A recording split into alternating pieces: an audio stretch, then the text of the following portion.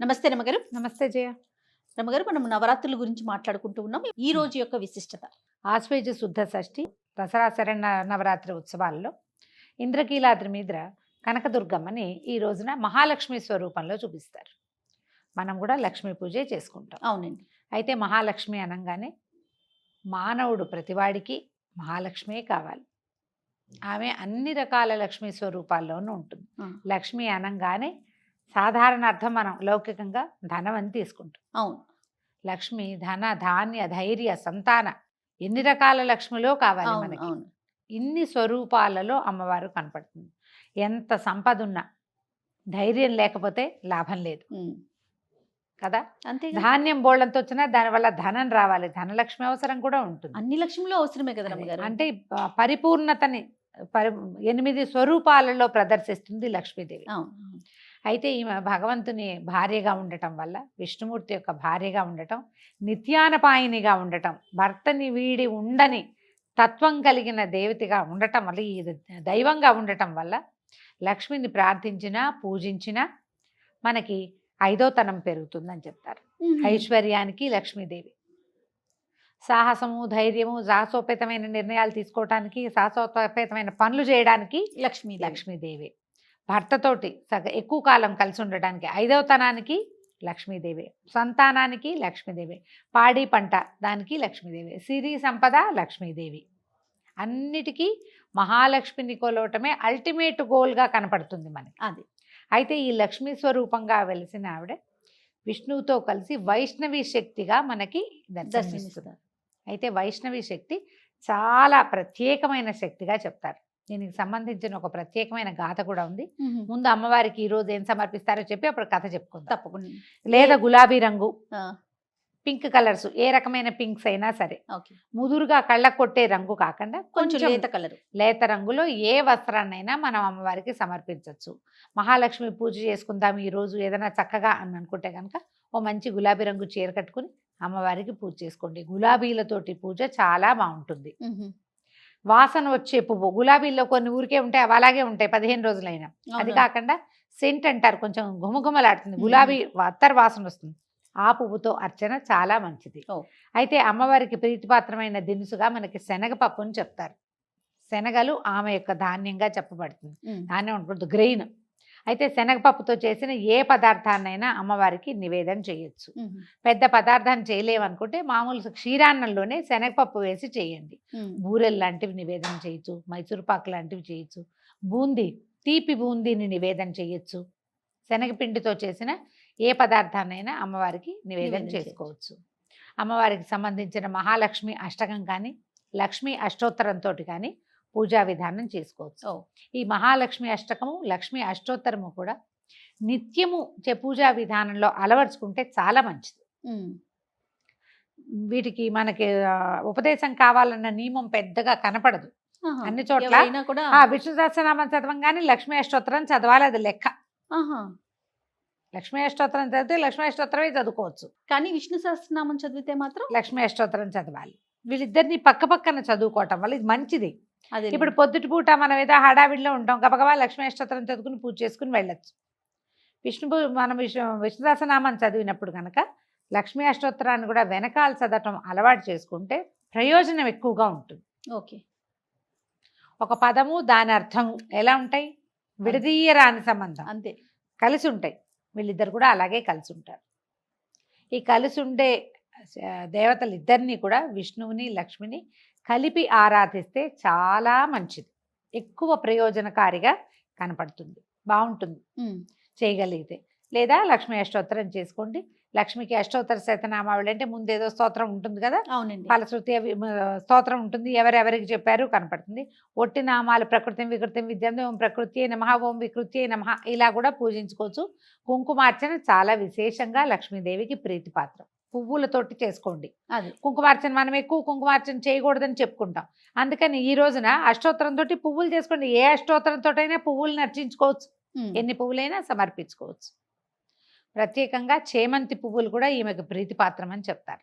ఇప్పుడు దొరుకుతాయి కదా ఈ సీజన్లో, బాగా చక్కటి చేమంతుల్ని అమ్మవారికి అర్పించి బాగా విశేషంగా అలంకరించి కనుక పూజా విధానం జరుపుకుంటే అద్భుతమైన ఫలితం లభిస్తుంది. కథ గురించి మాట్లాడుకుందాం. చెప్తాం.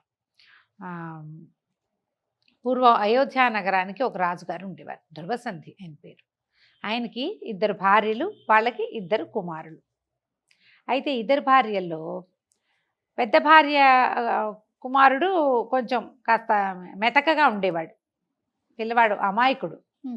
రెండో భార్య కుమారుడు యుధాజిత్తు, శత్రుజిత్తే, బాగా ఉత్సాహంగా ఉంటాడు. పెద్ద భార్య కుమారుడు సుదర్శనుడు, అతను కొంచెం మెతగ్గా అమాయకపు పిల్లవాడు. ఎవరికి రాజ్యం ఇవ్వాలి అన్న ఆలోచన మామూలుగా మాటల్లో వచ్చినప్పుడు కూడా ఏమనేవాళ్ళు, రెండో భార్య కుమారుడు యాక్టివ్, సుదర్శనుడు నిదానస్తుడు, అతనికి ఇవ్వకూడదు అనుకునేవాళ్ళు. అయితే ఇలా రోజులు గడుస్తూ ఉండగా ఒకసారి ఈయన ఏదో అనారోగ్యంతో, వేటకెళ్ళినప్పుడు అనారోగ్యంతో ఈయన మరణించాడు రాజుగారు. మరణించేసరికల్లా ఇప్పుడు రాజకుమారుల్లో ఎవరికి రాజ్యం ఇవ్వాలి, వీళ్ళు ఏదో యుద్ధం చేసుకున్నారు. అయితే ఆ పెద్దరాణి గారి తండ్రి, చిన్నరాణి గారి తండ్రి ఇద్దరు దిగారు రంగంలోకి. ఇద్దరు రంగంలోకి దిగితే ఇక వాళ్ళ యుద్ధంలో చిన్నరాణి గారు, పెద్దరాణి గారి తండ్రి మరణించాడు.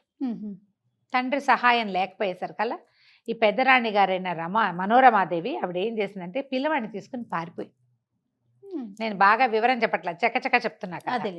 ఆమె ఏం చేసింది, ఎప్పుడైతే తండ్రి మరణించాడని యుద్ధరంగం నుంచి వార్త రాగానే ఇక నా పని దాస్యమే, నా పిల్లవాడికి సరైన వైద్యాభ్యాసం కూడా లభిస్తుందో లభించదో, బతుకుంటే బలసాకు తినచ్చు, అమాయకుడైన పిల్లాడు. పుట్టింటికి వెళ్ళిపోయిందా? పుట్టింటికి కాదు, ఎక్కడికో. పుట్టింటికే ఉంది, తండ్రి చనిపోయాడు, ఇంకెక్కడికి వెళ్తుంది పుట్టింటికి? పుట్టిల్లు లేదు, ఇక అవకాశం లేదు. అయితే ఇవిడ ఏం చేసిందంటే ఒక దాది, తర్వాత అంటే పిల్లవాడికి సహాయం చేయడానికి ఒక దాదిని, తర్వాత విదల్లుడనే ఒక మంత్రి, అతనితో కలిసి పారిపోయింది. విదల్లుడే ఈ వార్త తెచ్చాడు, మీ నాన్నగారు చనిపోయారమ్మా అని. పారిపోయింది ఆమె. పారిపోయి ఇక రథంతో అలా వెళ్ళి వెళ్ళి వెళ్ళి వెళ్ళి కాశీనగర సమీపంలో భరద్వాజాశ్రమానికి చేరిపోయింది. అయితే ఈ విదల్లుడు అనే ఈయన కొంచెం తృతీయ ప్రకృతి, కొంచెం నాజూకుగా అలా ఉండేవాడు. ఈ పిల్లవాడిని అక్కడే పెంచుకుంటున్నారు. ఎప్పుడైతే ఈ తాత మనవడు, రెండో భార్య తండ్రి, రెండో భార్య కుమారుడు యుధాజిత్తు, శత్రుజిత్తు, వీళ్ళకి తెలిసింది వీళ్ళు ఇక్కడ ఉన్నారని. ఆయన వచ్చాడు భరద్వాజాశ్రమానికి, ఈవిడ నాకు స్వాధీనపరచు మనోరమాదేవిని, అంటే మా శత్రువు లేకుండా చేసుకోవాలి, అలా అంటారు కదా, శత్రుశేషం లేకుండా చేయాలి. ఏనాటికైనా రాజ్యానికి జ్యేష్ఠుడే అర్హుడు, ఆ జ్యేష్ఠుడు ఇక్కడ బతికుండగా నా మనవడికి రాజ్యం కుదరదు కాబట్టి పిల్లవాడిని అప్పచెప్పంటే భరద్వాజ మహర్షి ఒప్పుకోలేదు. ఎట్టి పరిస్థితుల్లో చెయ్యను, నువ్వు యుద్ధానికి తెగబడతావా, నీ సంగతి నేను చూస్తానన్నాడు. దాంతో యుధాజిత్తు, శత్రుజిత్తు వెనక్కి వెళ్ళిపోయారు. ఇంకేం చెయ్యాలా వాళ్ళు.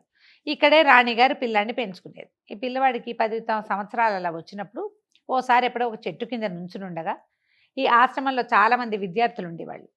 వాళ్ళల్లో కొంతమంది ఈ విదల్లుండి చూసి క్లీబా క్లీబా అనేవాళ్ళు. క్లీబా అంటే తృతీయ ప్రకృతి, సంస్కృతంలో చాలా పదాలు ఉంటాయి, తృతీయ ప్రకృతి అని చెప్తున్నాను కదా.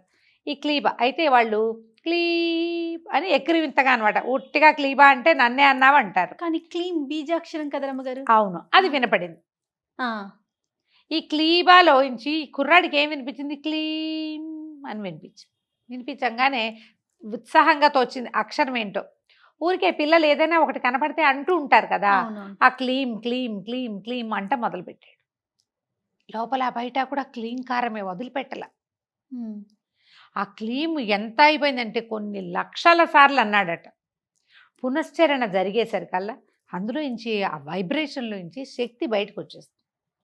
వైష్ణవి బీజం, క్లీంకారం.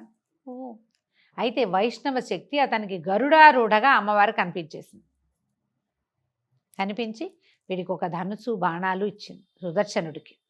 ఆ ధనుర్బాణాలతోటి ఇతను చక్కగా అస్త్ర విద్యలు నేర్చుకున్నాడు. పిల్లవాడిలో ఏదో మార్పు వచ్చిందని తెలిసింది కానీ వాళ్ళకి తెలియలా. మనం రోజు చూస్తున్న పిల్లల్లో మార్పు ఉండదు. ఓ 2 నెలల తర్వాత మన ఇంటికి చుట్టాలతో అబ్బో మీ అమ్మాయి సాగిందే, మీ అబ్బాయి పొడుగయ్యాడే, నువ్వు కొంచెం తెల్లబడ్డావు, నువ్వు కాస్త సన్నబడ్డావు, ఇలాంటివి చెప్తారు. బయట వాళ్ళు ఎవరూ రాకపోవడంతో వీళ్ళకి తెలియలేదు కానీ పిల్లవాడిలో మార్పు వచ్చేసింది. ఏదైనా సరే విద్య వల్ల ఎలాంటిది లోపల విద్వత్తు ఏదైనా ఏర్పడింది అనుకో, ముఖంలో ప్రకాశం వస్తుంది ఆటోమేటిక్గా. అయితే ఏమైంది, కాశీ రాజ్యానికి ఓ రాజుగారు ఉన్నారు, ఆయనకు ఒక కూతురు ఉంది. ఆ అమ్మాయి పేరు శశికళ. శశికళ సుదర్శనుల కథ ఇది. ఈ శశికళకి ఒకనాడు కలలో అమ్మవారిని ప్రార్థిస్తే అమ్మవారు ఈ నీకు కాబోయే భర్త వీడేనని ఈ సుదర్శనుడిని చూపించింది. ఆ అమ్మాయి ఆ సుదర్శనుడి మీదే ప్రాణాలు పెట్టుకుని ఉంది. అతను ఎక్కడున్నాడు అనేది తెలుసుకుంది. ఆ అమ్మాయికేమో స్వయంవరం ప్రకటించారు. ప్రకటించేసరికల్లా ఈ అమ్మాయి ఇక్కడికి కూడా పంపించింది. ఈ లోపల రాజుగారికి కూడా ఈ అయోధ్యానగరాధిపతి జ్యేష్ఠ కుమారుడైన సుదర్శనుడు ఇక్కడ ఉన్నాడని, రాజకుమారుడు ఉన్నప్పుడు మనం ఆహ్వానం పంపాలి కదా, ఆహ్వానం వచ్చింది, రథం కూడా వచ్చింది. రాణిగారు ఆశ్చర్యపోయింది ఇదేమిటి అని. కానీ ఏం చేసింది, కుమారుడితో కలిసి వెళ్ళేసరికల్లా శశికళ ఏమో అందరి రాజకుమారుల్ని వదిలిపెట్టేసి సుదర్శనుడిని పెళ్లి చేసుకుంటానని. రాజ్యం లేదు, క్షత్రియ రాకుమారుడు అయినప్పటికీ. దాంతో మిగిలిన రాజులందరూ పోట్లాడారు. కానీ ఈ అమ్మాయి ఏం చెప్పిందంటే, నాకు అమ్మ ఇతనే నా భర్త అని చెప్పింది. ప్రాణం పోయినా నేను అసలు స్వయంవర సభలోకి రానన్నది అమ్మాయి. నా భర్త నిర్ణయం అయిపోయాక పరపురుషుల ముందుకి నేను ఎందుకు వెళ్తాను? అంతేగా, భర్త నిర్ణయించబడి ఉన్నాడు కదా, అతను వచ్చాడు, అతన్నే పెళ్లి చేసుకుంటా అంటే ఇక రాజుగారు ఏం చేయలేక మా అమ్మాయి కాదంటోందని చెప్పేసరికి వాళ్ళందరూ యుద్ధాలు, పోట్లాట్లు, నానా గొడవలు. సరే ఇతనికి వీళ్ళు ఏం చేశారంటే వివాహం చేసేసి అయోధ్యానగర్ కాశీనగరం దాటించే ప్రయత్నం చేశారు. దాటిచ్చేసరికి ఎప్పుడైతే కొంతమంది ఏమనుకున్నారు, రాజకుమారులు అమ్మాయి వరించినప్పుడు అతను రాజకుమారుడే, మన సాటివాడు క్షత్రియుడు రాకుమారుడు, రాజ్యం ఉంటే ఉంది, లేదు లేకపోతే లేదు, వీరభోజ్యంగా ఉండి వాళ్ళ తమ్ముడికి వెళ్ళింది, అయినా ఇతనే అర్హుడు నిజానికి. కొంతమంది వెళ్ళిపోయారు. కానీ యుధాజిత్తు, శత్రుజిత్తు, తాత మనవడు మాత్రం పట్టేసుకున్నారు, వీడిని సంహరించాలి. ఎప్పటికైనా రాజ్యార్హత ఉన్నవాడు వల్ల ప్రమాదమే. పైగా ఇప్పుడు కాశీరాజు కలుడైతే కాశీరాజు ఇంకో 5-6 ఫ్రెండ్స్ని కూడగట్టుకుని మన మీదకి వస్తాయి. ఇలా ఆలోచించి వాళ్ళు యుద్ధానికి తెగబడ్డారు. ఇతను యుద్ధం చేయలేడని వీళ్ళు భావించారు. కానీ అతనికి ప్రచండమైన వైష్ణవి శక్తి తోడుంది. అతనికే సాహసము, శౌర్యము, ప్రతాపము వచ్చినాయి. కానీ ఈవిడ అమ్మవారు ఈ గరుడారూఢగా యుద్ధ రంగంలోకి ప్రవేశించింది. అతనితో పాటు వచ్చిందని ప్రత్యక్షంగా వచ్చినా రాకపోయినా ఇతని లోపల ఉన్నది ఆ శక్తి. అది అమ్మ వచ్చేసి 2 బాణాలతోటి వీళ్ళని సంహరించేస్తుంది. ఆమె వచ్చేసరికి ఇతని బాణాలే జరిగి కూడా ఉండుండొచ్చు. అయితే ఇట్లా ప్రత్యక్ష స్వరూపంలో గరుడారూఢగా కనపడినటువంటి వైష్ణవ శక్తిని చూసి రాజు, రాకుమారుడు అందరూ నమస్కారాలు చేశారు. ప్రత్యక్షం అయిపోయింది స్వరూపం. అది ఒకడి మంత్రోచ్చాటన వల్ల మంత్రం పునశ్చరణ వలన ప్రజలందరికీ ఆమె దర్శనమైంది. ఒక్కడు సరైన వాడు ఉండాలి కదా సమూహంలో, ఒక్కడున్నా చాలు. వాళ్ళు మనం చేస్తే ఏమంటే వీళ్ళందరూ మానేశారు, మనం ఎందుకు చేయటం అని మానకూడదు. దానికి ఉదాహరణ ఈ కథే. అతను ఒక్కడే చేశాడు, వీళ్ళందరూ అమ్మవారిని దర్శించుకున్నారు.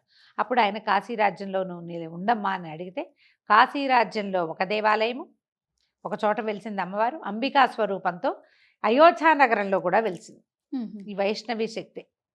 అది లక్ష్మీ బీజం అని చెప్తాం, క్లీంకారం.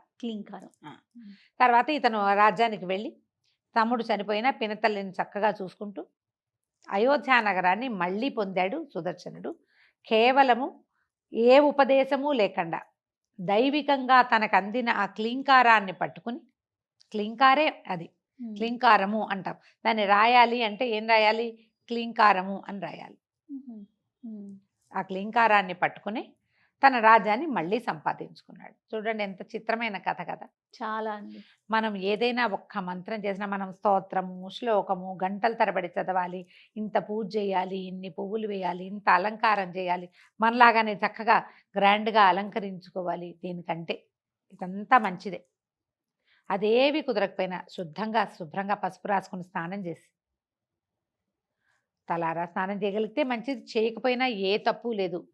మనం ప్రతిసారి చెప్పుకుంటున్నాం, ముత్తైదుకి పుణ్య స్త్రీలకి పసుపు రాసుకుని కంఠ స్నానం చేస్తే సరిపోతుంది.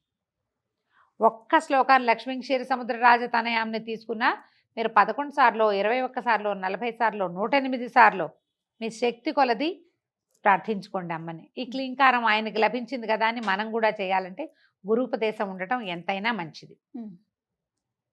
లేకపోతే మనం ఇట్లా ఒక్క శ్లోకాన్ని తీసుకుని, ఏదైనా ఒక్క స్తోత్రాన్ని తీసుకుని కూడా అమ్మని ప్రార్థిస్తే, ప్రతిరోజు ప్రార్థన చేసుకుంటే కనుక లక్ష్మీ అనుగ్రహం అన్ని విషయాలలోనూ మనకి లభిస్తుంది. ఒక ధనమే కాకుండా ఆరోగ్యం సిద్ధిస్తుంది, ఐశ్వర్యం సిద్ధిస్తుంది, 5వ తనం సిద్ధిస్తుంది, అఖండ సౌభాగ్యవతిగా ఉండాలి కదా. అంతేగా, మనం ఏం పూజ చేసుకోవాలన్నా అన్ని రకాల ఐశ్వర్యాలు లభిస్తాయి. ఈ రోజున శనగపిండితో ఏదో ఒక పదార్థాన్ని చేసి అమ్మవారికి నివేదన చేసి ఈ రోజుని సుసంపన్నం చేసుకుందాం. తప్పకుండా రమ్య. నమస్తే. నమస్తే జయ.